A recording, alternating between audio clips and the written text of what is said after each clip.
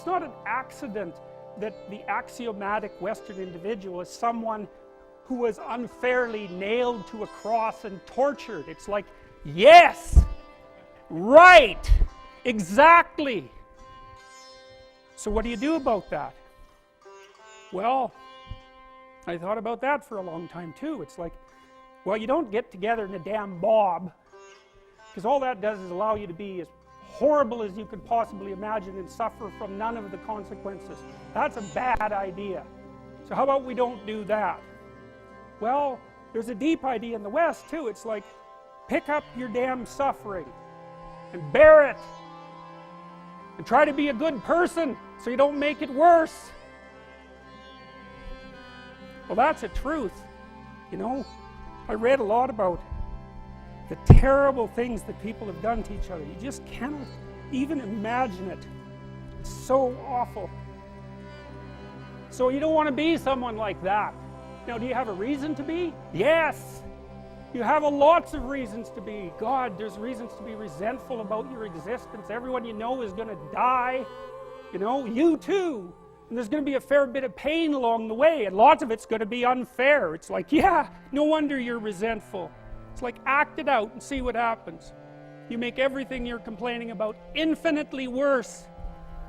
There's this idea that hell is a bottomless pit, and that's because no matter how bad it is, some stupid son of a bitch like you could figure out a way to make it a lot worse.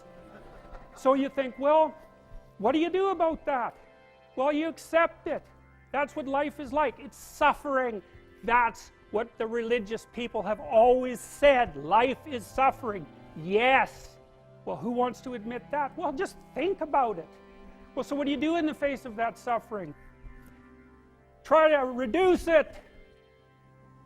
Start with yourself. What good are you? Get yourself together for Christ's sake, so that when your father dies, you're not whining away in a corner, and you can help plan the funeral, and you can stand up solidly so that people can rely on you. That's better. Don't be a damn victim. Of course you're a victim. Jesus, obviously. Put yourself together. And then maybe if you put yourself together, you know how to do that. You know what's wrong with you, if you'll admit it. You know there's a few things you could like polish up a little bit, that you might even be able to manage in your insufficient present condition. And so you might shine yourself up a little bit, and then your eyes will be a little more open, and then you can shine yourself up a little bit more, and then maybe you could bring your family together instead of having them be the hateful, spiteful, neurotic, infighting batch that you're like doomed to spend Christmas with. So then you fix yourself up a little bit, kind of humbly, because, you know, God, you're a fixer-upper if there ever was one. And then you got to figure out, well, can you figure out how to make peace with your idiot brother? And probably not, because he's just as dumb as you, so how the hell are you going to manage that?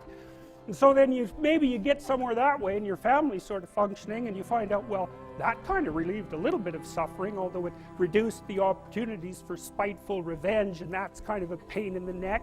And so then you get your family together a little bit, and you're a little clued in then, at least a bit, because you've done something difficult that's actually difficult. You're a little wiser, and so then maybe you could put a tentative finger out beyond the family and try to change some little thing without wrecking it. It's like, our society is complex, and we teach our students that they could just fix it. It's like, go fix a military helicopter and see how far you get with that. It's like, what are you going to do? You're like a chimp with a wrench. Whack! Oh, look, it's better. It's like, no, it's not better. Things are complicated, and to fix things is really hard. And you have to be like a golden tool to fix things, and you're not. So, and that's the other message of the West. It's like, how do you overcome the suffering of life? And I'm not saying it's only the message of the West. How do you overcome the suffering of life? Is be a better person. That's how you do it. Well, that's hard. It takes responsibility. And I think, you know, if you said to someone, you want to have a meaningful life? Everything you do matters. That's the definition of a meaningful life.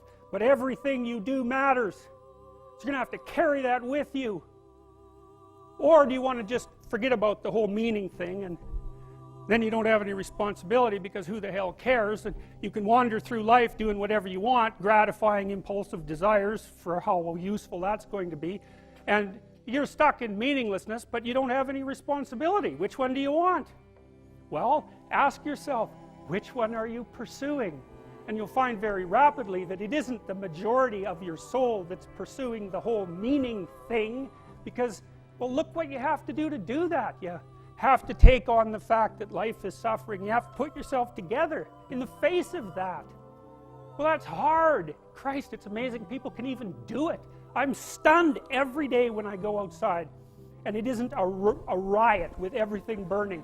Because really, God, you talk to people, it's like, I knew this guy, he'd been in a motorcycle accident and it really ruined him, and he was like a linesman, you know, working on the power, and he was working with someone who had Parkinson's disease, and they had complementary inadequacies, and so two of them could do the job of one person, and so they're out there fixing power lines in the freezing cold, despite the fact that one was 3/4 wrecked with a motorcycle accident and the other one had Parkinson's. It's like, that's how our civilization works. It's like, there's all these ruined people out there, they've got problems like you can't believe.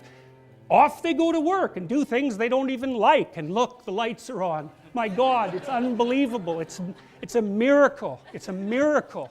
And we're so ungrateful. College students, the postmodern types, they're so ungrateful.